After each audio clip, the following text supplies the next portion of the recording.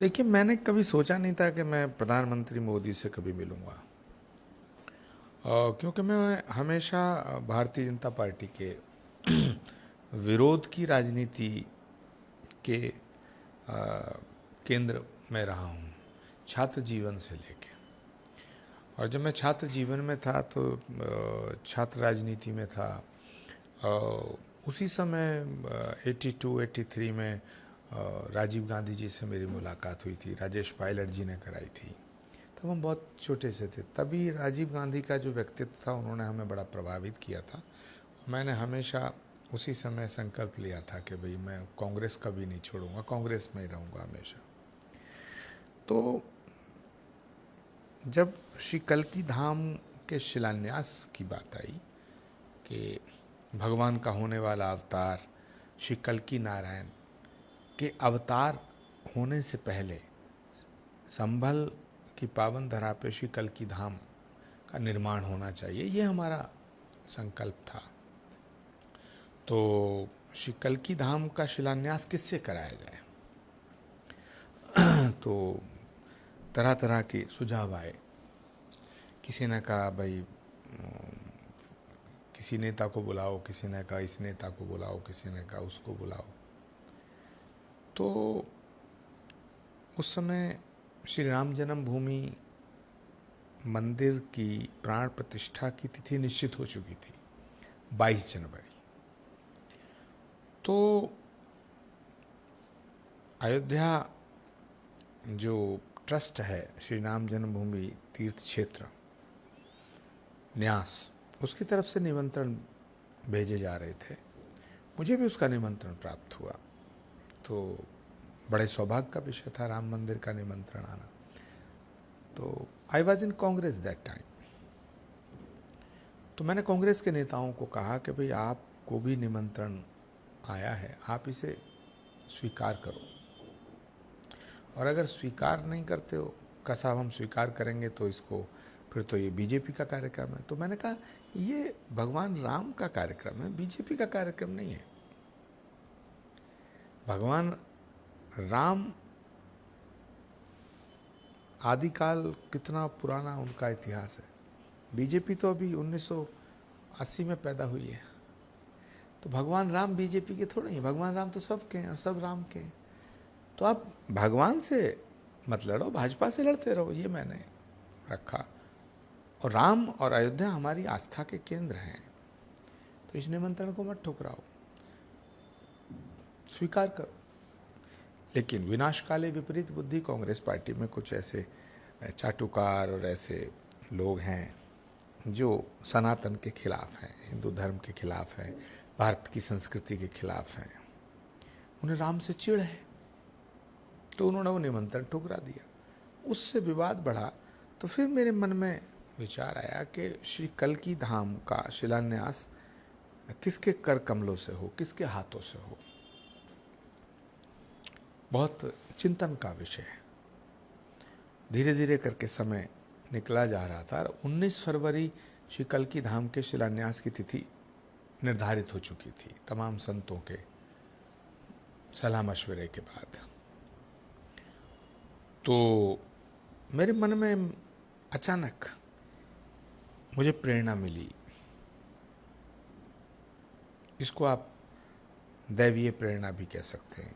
मेरी अंतरात्मा से आवाज़ आई कि भगवान राम के जितने काज हैं वो नरेंद्र मोदी जी के हाथों से हुए हैं। श्री राम जन्मभूमि का शिलान्यास और श्री राम जन्मभूमि के मंदिर की प्राण प्रतिष्ठा समारोह आयोजित होने जा रहा है। तो मेरे मन में आया कि मुझे लगता है कि एक बार नरेंद्र मोदी जी से बात करनी चाहिए, क्योंकि भगवान राम त्रेता में आए, सतयुग त्रेता द्वापर कलयुग, और कलयुग में श्री कल्की का अवतार होगा। तो भगवान राम ही कल्की के रूप में आएंगे। भगवान विष्णु के 10 अवतार का जो उल्लेख है शास्त्रों में, पुराणों में, तो हमारे यहाँ भगवान विष्णु का 10वां और अंतिम अवतार कल्की अवतार बताया गया है। तो मैंने सोचा भगवान राम ही कृष्ण के रूप में आए, कृष्ण ही कल्की के रूप में आएंगे। इसका मतलब है भगवान राम का ही कलयुग में कल्की अवतार होगा। और भगवान श्री राम ने त्रेता में जब वैष्णवी को वचन भी दिया था कि मैं जब कलयुग में कल्कि के रूप में आऊँगा तो तब तुम्हारा वरण करूँगा। तो फिर मैंने कहा राम के काज और कल्कि के काज एक ही हाथों से होने चाहिए। तो ये मेरे मन में बात आई और मैंने प्रधानमंत्री जी के यहाँ मिलने की इच्छा व्यक्त की।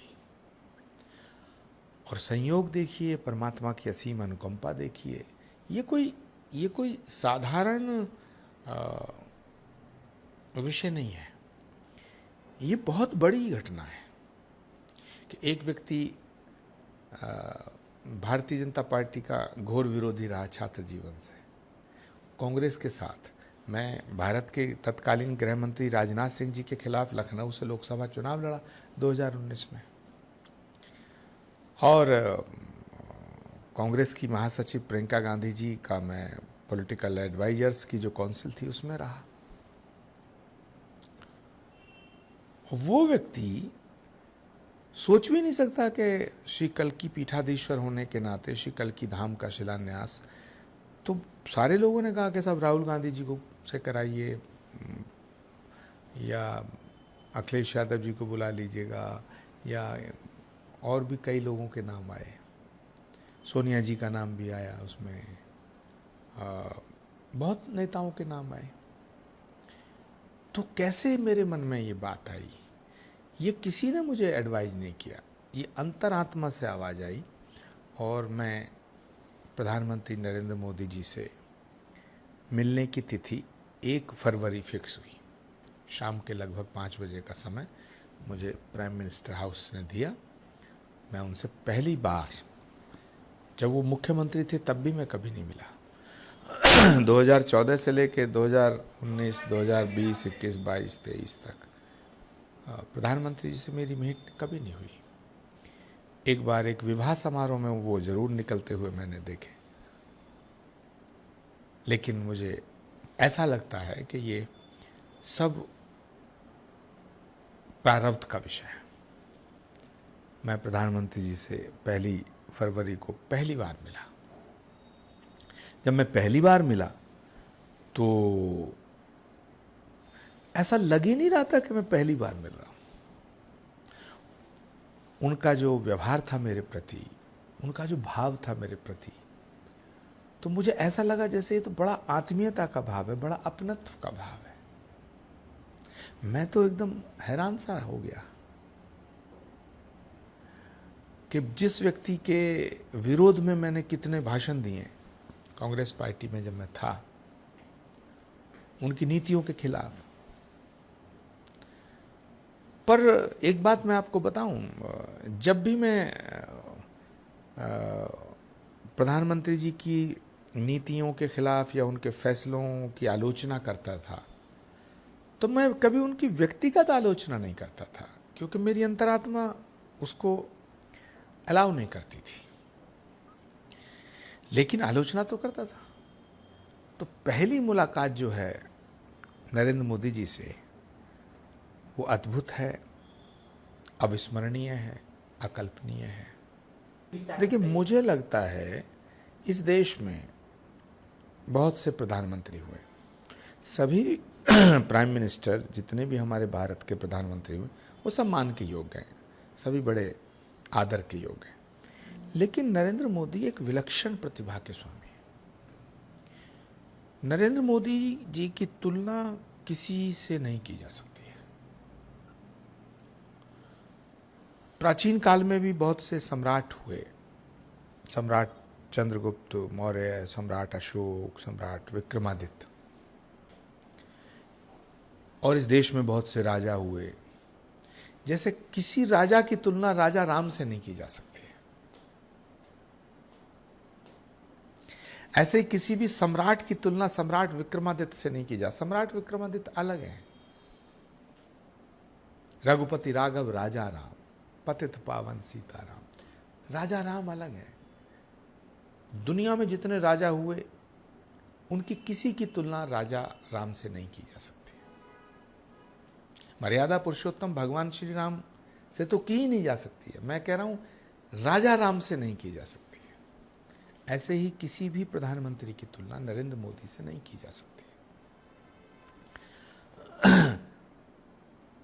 आध्यात्मिक, धार्मिक, सामाजिक, राजनीतिक, वैज्ञानिक, किसी दृष्टिकोण से भी देखिए, नरेंद्र मोदी बिल्कुल परिपक्व और परिपूर्ण लगते हैं। कोई भी विषय उनके सामने उठाइए, वो उस विषय में ऐसा लगता है कि ये इस विषय का बहुत गंभीरता से गूढ़ अध्ययन कर चुके हैं। बचपन का विषय, जवानी का विषय, बुजुर्गों का विषय, बुढ़ापे का विषय, साइंस का विषय यानी विज्ञान का विषय, वैज्ञानिक दृष्टिकोण उनका जो है वो बहुत अद्भुत है। राजनीतिक, सामाजिक, आध्यात्मिक, धार्मिक। जब वो किसी मंदिर में जाते हैं तो उनका जो व्यवहार होता है, उनकी जो भाव भंगिमाएँ होती हैं, उनकी जो बॉडी लैंग्वेज होती है, उनका जो मतलब वो डूबते हैं, हर एक विषय की गहराई में डूब जाते हैं। तो जो वो उनका वो एक जो कंसंट्रेशन है उनका, किसानों की बात आए तो, जवानों की बात आए तो, फौज की बात आए तो, शहीदों को सम्मान देने की बात आए तो, वो लोगों के दिलों पर राज करते हैं। मतलब मुझे लगता है कि वो एक बहुत पुराना गीत है, उसकी 2 पंक्तियां हैं, तुमने जीते हो देश तो क्या, हमने तो दिलों को जीता है, जहां राम अभी तक है, नर में नारी में अभी तक सीता है। तो प्रधानमंत्री मोदी जो हैं, व्यक्तिगत रूप से अगर मैं कहूं तो नरेंद्र मोदी जी लोगों के दिलों पे राज करते हैं, लोगों के दिलों को जीतने की बात करते हैं, और उनकी हर बात दिल तक छूती है, दिलों तक जाती है। इसीलिए देखा मन की बात को लोग कितना अप्रिशिएट करते हैं। वो एक अभिभावक के रूप में भी, वो एक मित्र के रूप में भी, मैं बड़ा साफ तौर से कह रहा हूं, जो उनका नरेंद्र मोदी जैसा मित्र नहीं हो सकता कोई। अगर प्राचीन काल में देखा जाए, आदि काल में देखा जाए, या द्वापर युग में हम जाएं, तो सुदामा और कृष्ण की मित्रता की चर्चे हैं, और भी दुनिया का तमाम इतिहास आप देखेंगे तो उसमें बहुत से चर्चे मिलेंगे। लेकिन नरेंद्र मोदी जी की मित्रता एकदम अलग है। वो सबसे मित्रवत बात करते हैं और सबके दिलों को छूते हैं। तो 1 फरवरी को जब मैं मिलने गया तो मुझे ये उन्होंने एकदम अपना बना लिया। मेरे मन में बहुत से सवाल थे, पर जब जैसी पहली मुलाकात हुई और जैसी मेरी उनसे नज़र से नज़र मिली, हाँ, उस पल को मैं I can't explain in words, मैं उस पल को शब्दों में व्याख्या करना मेरे लिए बड़ा मुश्किल है। वो अनुभूति को हम अभिव्यक्त करें शब्दों में तो ये दुर्लभ है। तो मैं ऐसा मानता हूँ कि पहली बात कि नरेंद्र मोदी की तुलना किसी प्रधानमंत्री से नहीं की जा सकती है, हालांकि मैं सारे प्रधानमंत्रियों का आदर करता हूँ, बट नरेंद्र मोदी अद्भुत है, विलक्षण है। जैसे ही मैंने उनसे कहा कि श्री कल्की धाम का शिलान्यास करने के लिए मेरे मन में ऐसा भाव आया है, मेरी अंतरात्मा से आवाज़ आई है कि वो आपके कर कमलों द्वारा होना चाहिए। और तो उन्होंने मुझसे पूछा कि भाई मेरे द्वारा ही क्यों होना चाहिए। तो मैंने कहा कि ये तो मुझे नहीं पता, लेकिन मुझे ऐसी प्रेरणा हुई है कि श्री कल्की धाम की आधारशिला रखने वाले जो हाथ हों वो पवित्र होने चाहिए, और मुझे आपके हाथों से अधिक पवित्र कोई हाथ नजर नहीं आते, जिन हाथों ने भगवान राम के सारे काज किए हैं। तो होने वाले अवतार का सारा काम भी आपके हाथों होना चाहिए। जो भगवान के रूप में आए हैं, अयोध्या में आए हैं, जो अवतार हुए हैं, उनके काम आपके हाथों से हुए। तो जो आने वाला अवतार है उसका भी सब काम आपके हाथों से होना चाहिए। और मुझे इस देश में राजनीतिक किसी भी राजनीतिक व्यक्ति के हाथ इतने पवित्र नजर नहीं आते कि जिनसे मैं भगवान श्री कल्कि नारायण के बनने वाले श्री कल्कि धाम की आधारशिला रखवा सकूं। तो बहुत बड़े गंभीर हो गए, थोड़े से मुस्कुराए और कहा आपके भाव को मैं का पूरा सम्मान करता हूं, आपकी भावना का आदर होगा। ये बड़ी बात थी। एक विरोधी पक्ष के व्यक्ति को ये कहना, उन्होंने एक क्षण भी नहीं लगाया, ये उन्होंने सोचा भी नहीं, मुझे नहीं लगता कि, तो इसलिए मुझे ऐसा लगता है कि उन पर दैवीय कृपा है, कोई विशेष दैवीय कृपा है। इतना बड़ा फैसला, ये छोटा फैसला नहीं था। श्री कल्कि धाम का शिलान्यास छोटा फैसला नहीं था। वो कह सकते थे कि भाई मैं आईबी से बात करूंगा, इंटेलिजेंस से बात करूंगा, यूपी के सरकार से बात करूंगा। तो उन्होंने जो एक तत्क्षण कहा कि आपके भाव का सम्मान होगा, आपकी भावनाओं का आदर किया जाएगा, और कहा कि मैं आऊंगा, तो मैं तो उनका हो गया। और मैंने आज तक भी बीजेपी ज्वाइन नहीं किया, टिल टुडे। मैं भाजपा का सदस्य नहीं हूं, लेकिन मैंने नरेंद्र मोदी जी को ज्वाइन किया है। भारत के सदस्य के रूप में नरेंद्र मोदी जी को ज्वाइन किया है।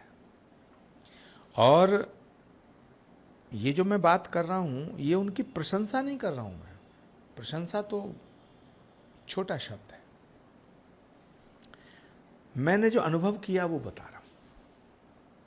नरेंद्र मोदी जी एक विलक्षण प्रतिभा के स्वामी हैं, उन पर विशेष दैवीय कृपा है। ये बात मैं क्यों कह रहा हूं? क्योंकि जितने बड़े बड़े फैसले नरेंद्र मोदी जी ने पल भर में किए हैं, ये कोई साधारण व्यक्ति नहीं कर सकता।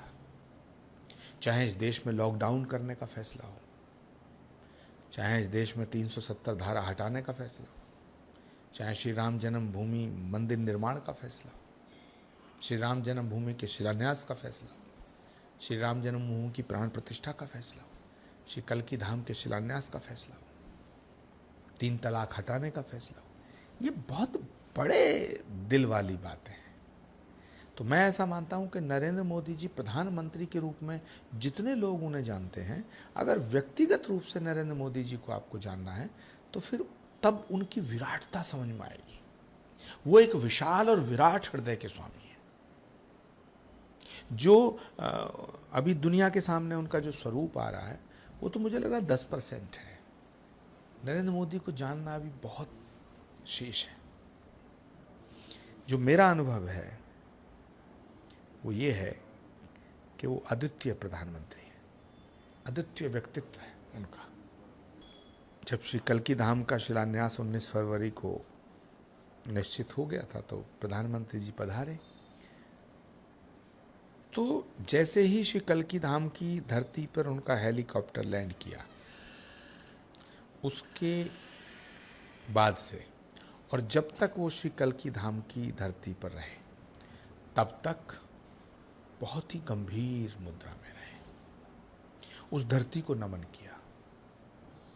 और जब गर्भगृह में शिला पूजन हो रहा था, तो मैंने, हमारे कुछ जो पुरोहित लोग थे, वो महाकाल से आए थे, कुछ काशी से आए थे, कुछ कल्कि धाम के लोग थे, तीनों जगह के लोगों ने मिलकर के पूजन कराया।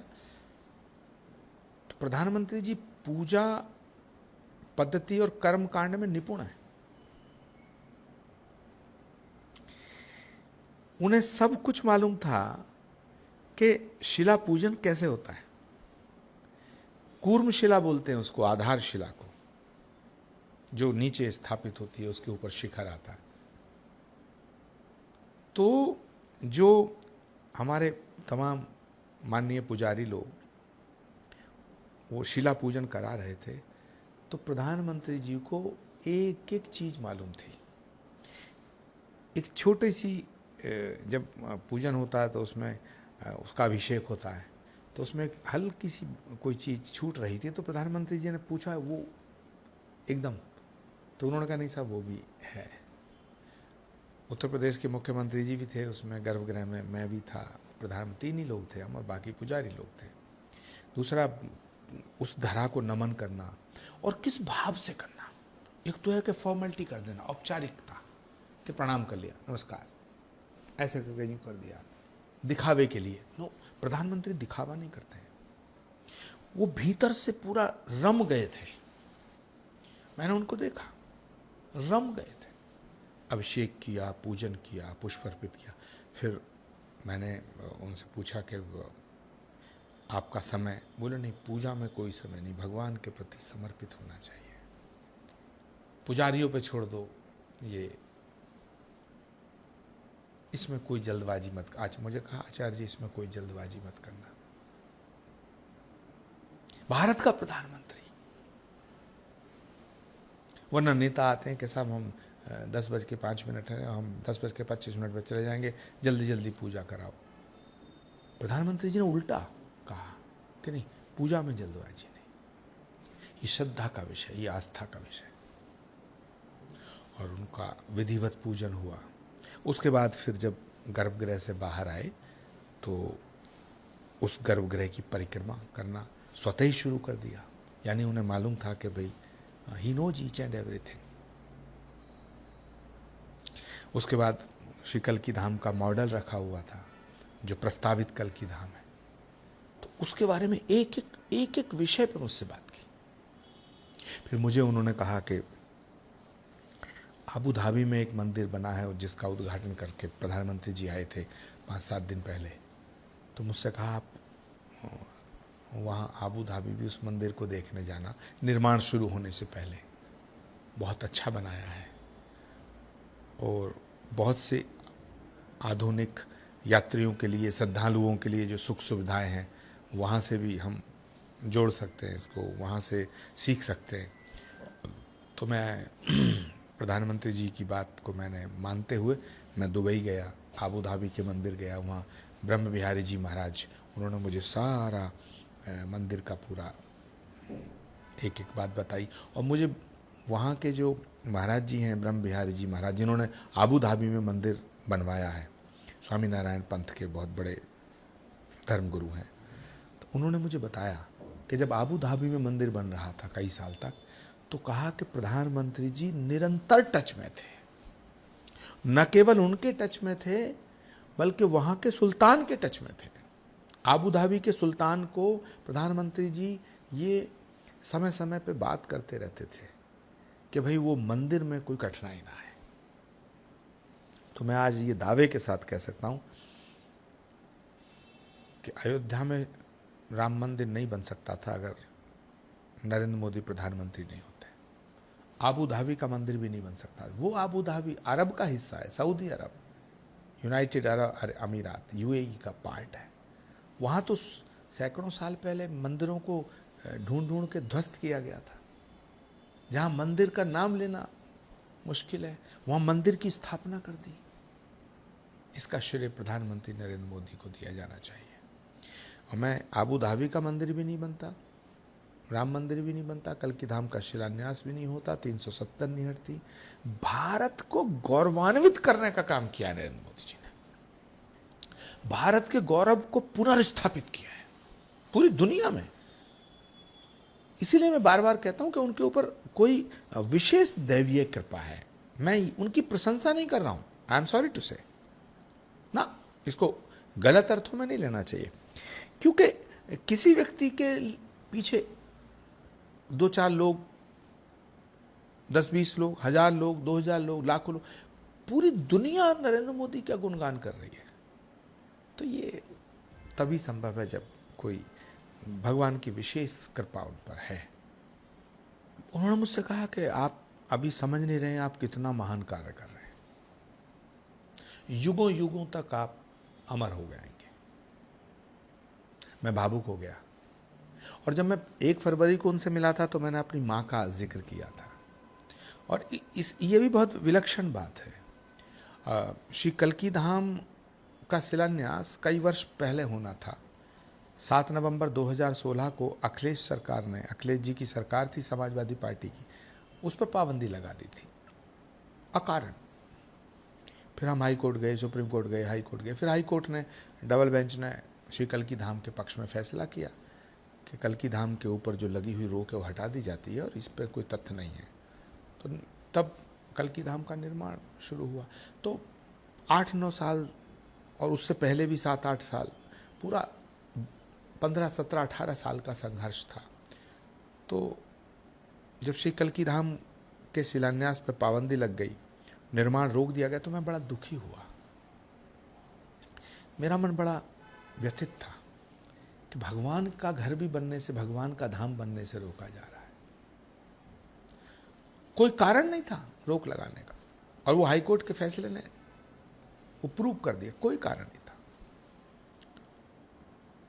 तो मैं बड़ा दुखी था। तो हमारी माँ ने हमसे कहा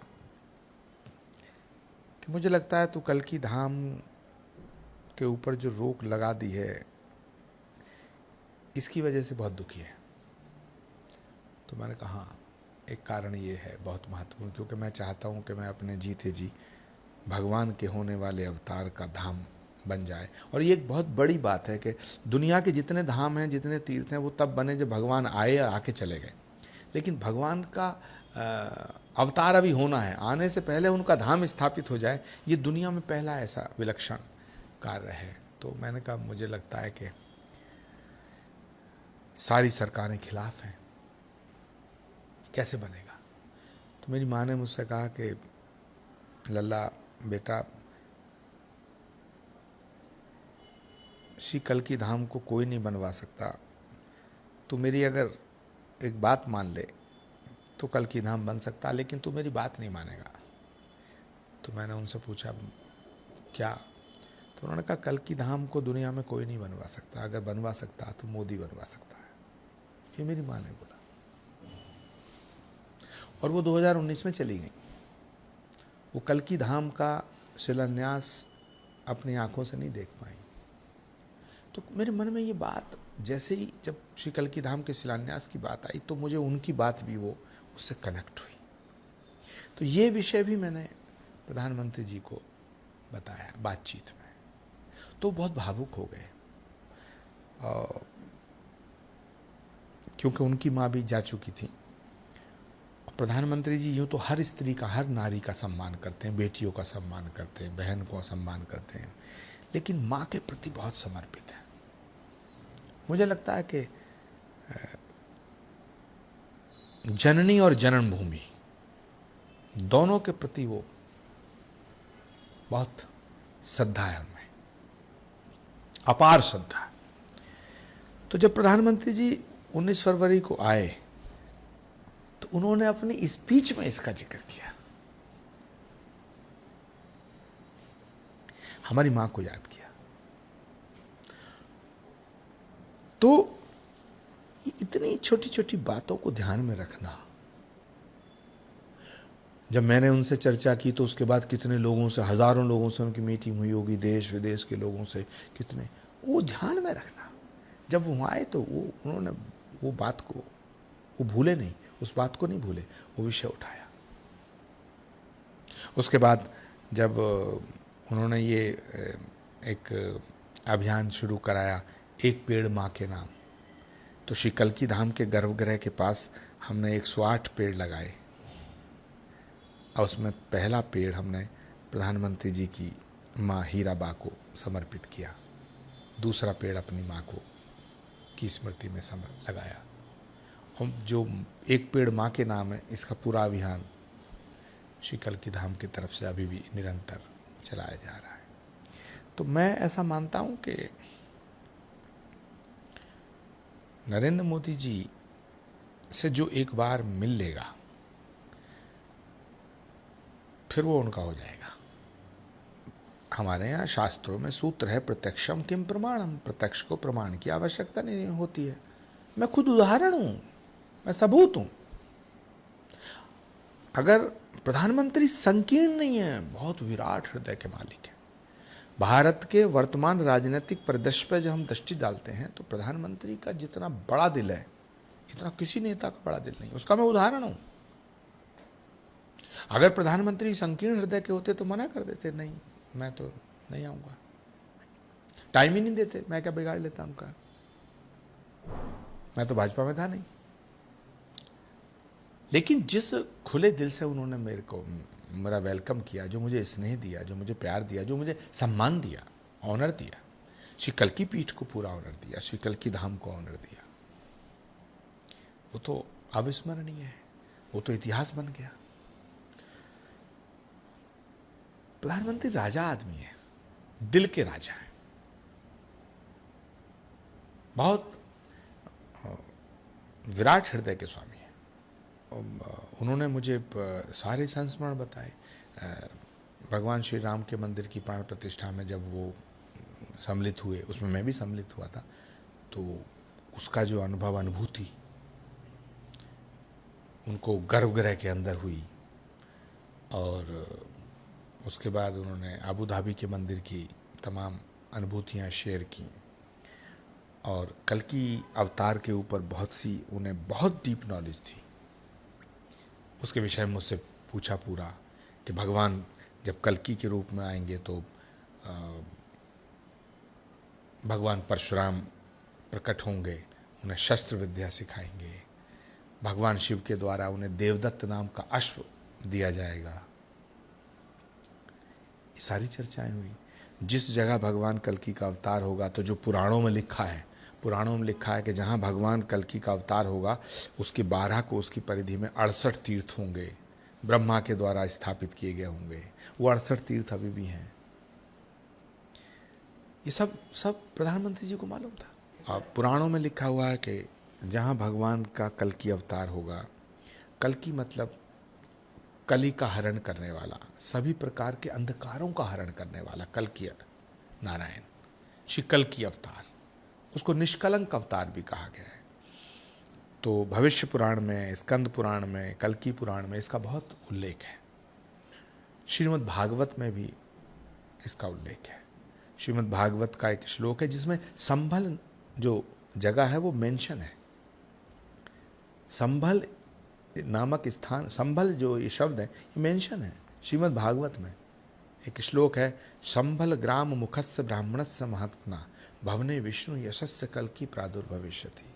संभल नामक स्थान में विष्णु यश नाम के ब्राह्मण के परिवार में भगवान का पूर्ण अवतार कल्कि नारायण के रूप में अवतार लेगा। तो इसी को आधार मान करके मैंने ये संकल्प लिया था 18 वर्ष पूर्व कि जहाँ भगवान आया वहाँ धाम बन गया, जहाँ जहाँ आया, लेकिन जहाँ आएगा वहाँ भी धाम बनना चाहिए। उन्होंने कहा कि ये तो बहुत ही विलक्षण उद्घोषणा है पुराणों में। मतलब मैं उन्हें बताता, उससे पहले प्रधानमंत्री जी सब चीज़ों से अवगत थे, सारी बातों से अवगत थे। उन्होंने कहा ये बहुत विलक्षण उद्घोषणा है हमारे शास्त्रों में कि भगवान कहाँ आएगा, किस रूप में आएगा, और आप आने से पहले उसका धाम स्थापित कर रहे हैं, तो मैं उसकी आधारशिला मेरे हाथों से आप रखवाने के लिए आए हैं, ये मेरा सौभाग्य होगा।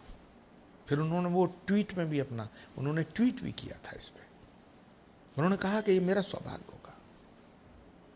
मैंने कहा कि महाराज, आप जो सनातन का कालचक्र है, सतयुग से लेके कलयुग, राम से लेके कल्कि, इसके सेतु बन जाएंगे, सेतु बन गए आप।